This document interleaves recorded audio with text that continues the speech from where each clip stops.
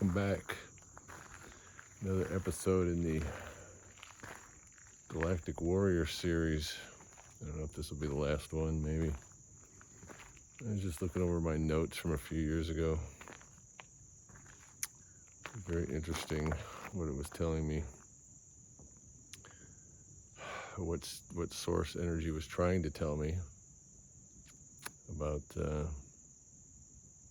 things like being in denial. Subjects about blame shifters, as it was called. Shifting blame onto other people, not taking self-responsibility. One of the subjects of the last video. And about emotional intelligence. About really getting in touch with our emotions and understanding them and managing them. It's not about control, it's about just managing them. So we know what anger feels like. We know what grief feels like. And we allow these, but it doesn't mean we have to express them, project them onto other people through blame and shame and loud voices.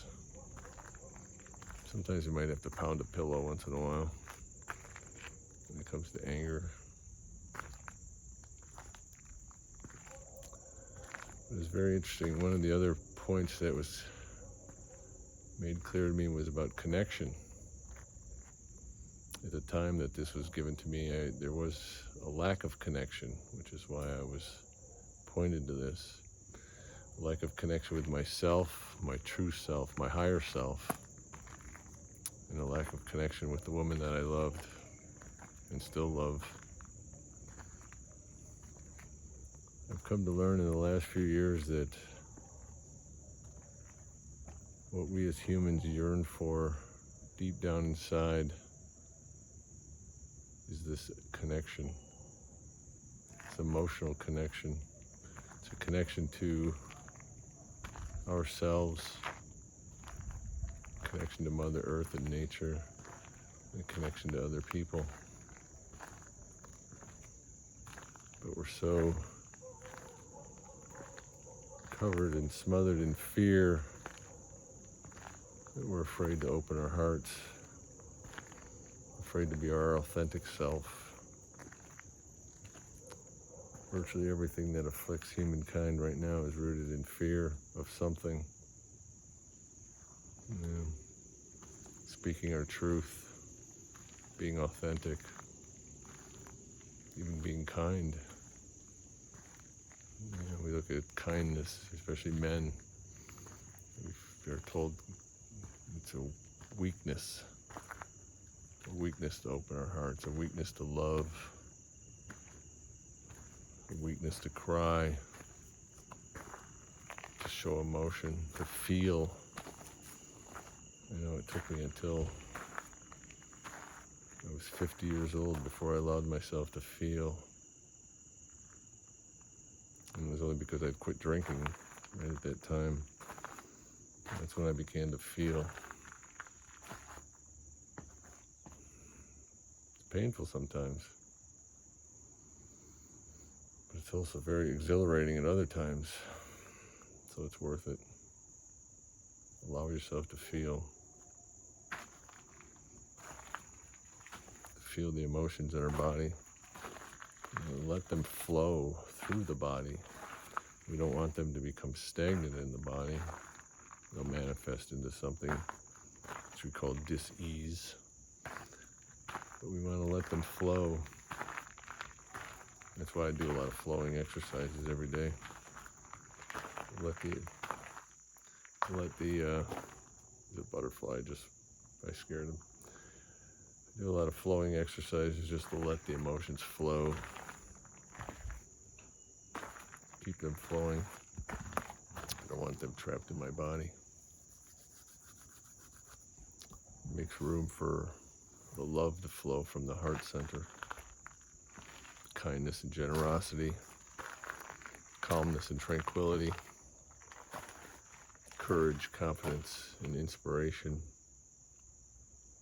and a sense of groundedness with Mother Earth, a sense of groundedness in this body. Yeah.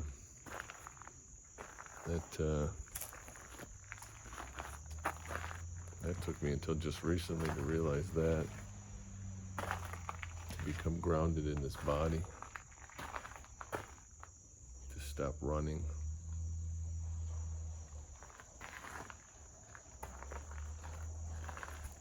Always in flight.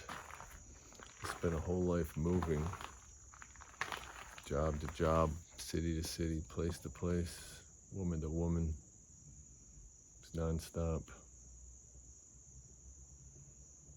It's the first time in my life I feel grounded, in touch with myself, and in touch with my higher self. That's what I talked about the last time, about connecting to the higher self every hour, at least a few times a day. Just asking for that connection, asking for that guidance, asking for any help you might need, any realizations, downloads, whatever word you want to call it. It's very important. As I sit here and watch the sunset here in the Appalachian Mountains,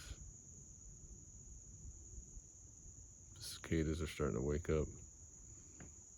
They'll be deafening in a couple hours. Outside. Mother Nature at work. Surrounded by deer and squirrels and fox and some black bear somewhere in the mountains. A lot of woodpeckers, they're hilarious. Yeah. Loud too. It's amazing how they can go through these trees. Mother Nature is truly amazing. Just like human beings, as a part of this, we are amazing miracles of creation. We take so much of it for granted. Our emotional spectrum is a miracle. And that's why it's so difficult to get in touch with it. But it's something that we have to work on. We have to connect to ourselves deeply, especially in these times right now with all of its distractions and all of its noise. As we are surrounded by 24 hours a day, 7 days a week, 365 days a year. Just distraction after distraction after distraction. Most of it, again, rooted in fear, to keep you afraid. We have to disconnect from that and connect to ourselves, connect to our loved ones, connect to Mother Earth. It's imperative that we do this now, at this time. And I'm seeing it happen as I scan the internet, Facebook and Twitter, all these different websites that pop up all the time. There's a huge awakening happening. You won't see it. You won't see it on the mainstream media, and you won't see it